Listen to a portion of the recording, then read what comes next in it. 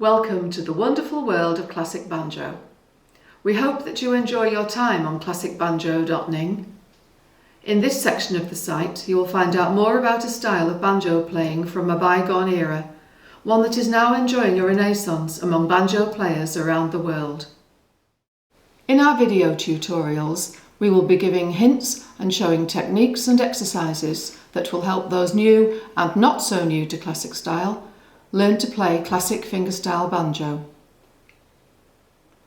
There will be tips, advice and discussion on all aspects of playing, so please post any questions or comments you may have on the discussion forum.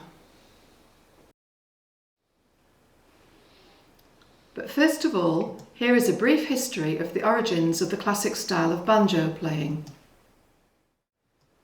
The banjo is an instrument of African origin that became popularised in the USA with the start of the travelling blackface minstrel shows during the early 1800s. Almost immediately upon their creation, the American minstrel shows travelled to the UK, bringing the five-string banjo with them in what was possibly the first example of a genuinely American musical phenomenon influencing the British musical scene.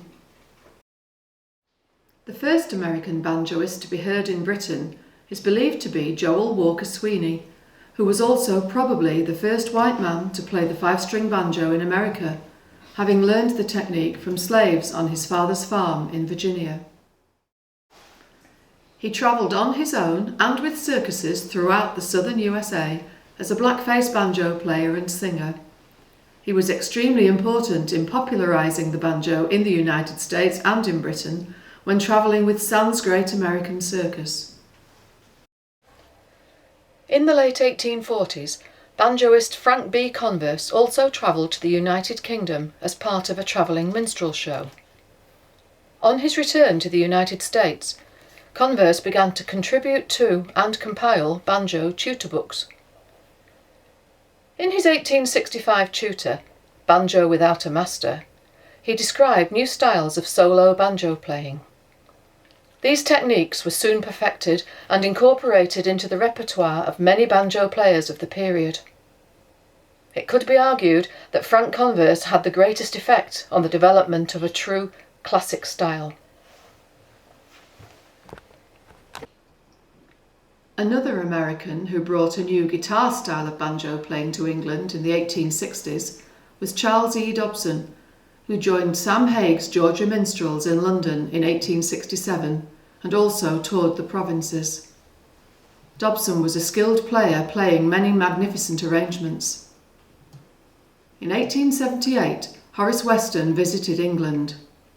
Weston was the first African-American banjoist to achieve a significant reputation. He worked as a stage musician in the UK throughout the 1880s. Weston originally played with minstrel shows such as Buckley's Serenaders and the Georgia Coloured Minstrels. His popularity became enormous, and his stage work and private engagements helped separate the banjo from its normal place in the minstrel shows.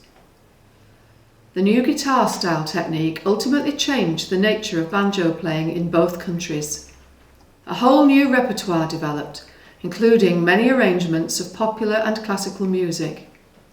No longer would the banjo be confined to minstrel jigs, reels, or as accompaniment to the singer.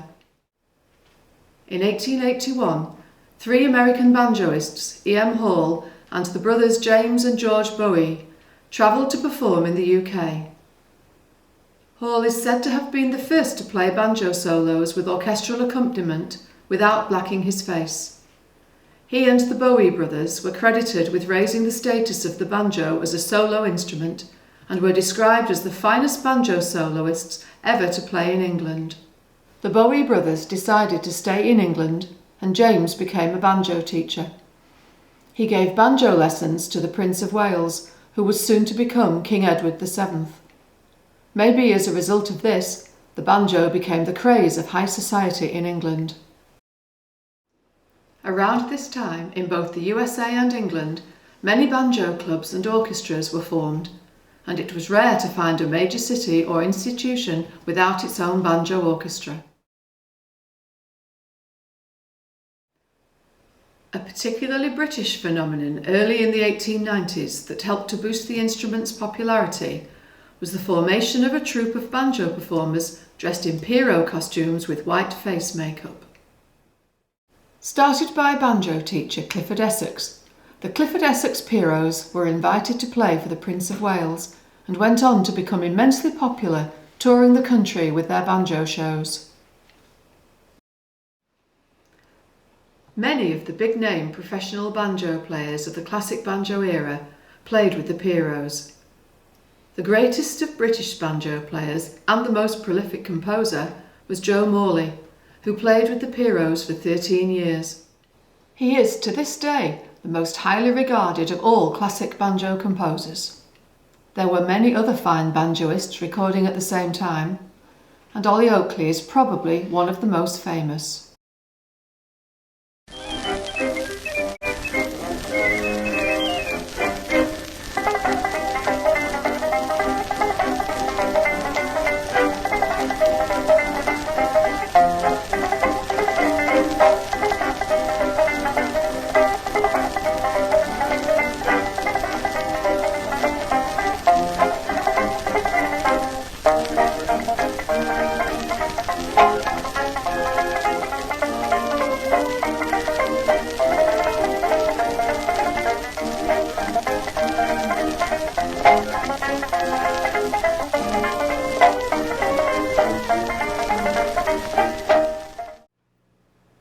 At the beginning of the 20th century in America, the top names of classic style were probably Park Hunter, Wes Osman, Alfred Farland and Fred Van Epps. In 1897, Park Hunter and Cadwallader Mays travelled to the UK and played the most spectacular renditions of the classics. They also played one of the first performances of a composition written in ragtime, a style where the music is written in syncopated rhythms. This ragtime music was new to the UK and was just starting to be recorded in America. Ragtime was soon to become very popular, as it still is to this day.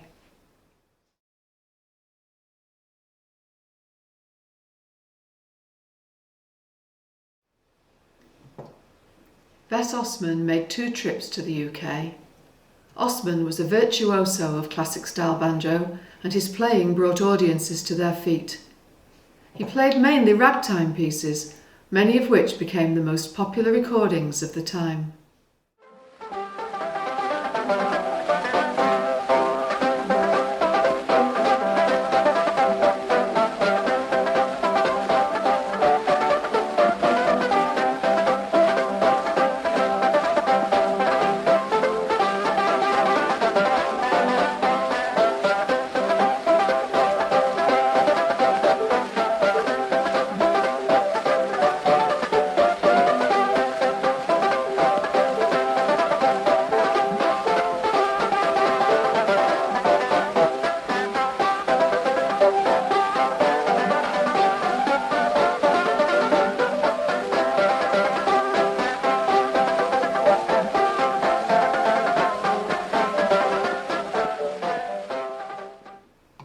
Alfred A. Farland, who championed the playing of classical music on the banjo, made a visit to England around the turn of the century, but despite his technical mastery of the pieces, his performances were not well accepted.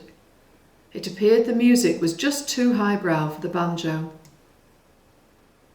Often, classic style is incorrectly called classical style, a name that implies that only classical music is played on the instrument. The name classic is used to separate a more classically presented style from that of the early minstrel performers. The music played can be anything including popular, ragtime and even some classical compositions. Of all the American classic style banjoists, my favourite has to be Fred Van Epps. His bright, rhythmic and lively playing encapsulates all that is classic banjo.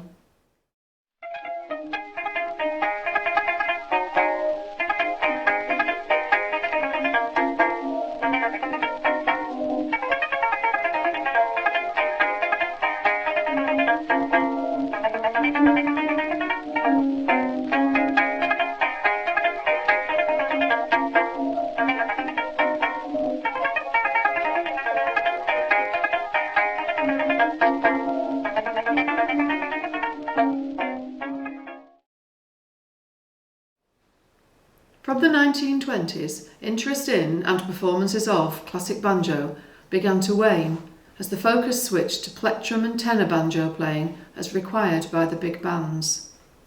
This change occurred much more gradually in England than in the United States. British banjo clubs and magazines have helped to preserve an interest in classic style playing.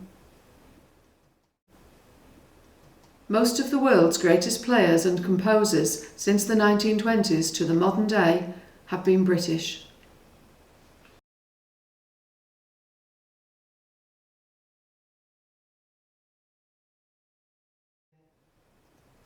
There is a link with this video to download accompanying notes and for more information on this great style known as classic banjo.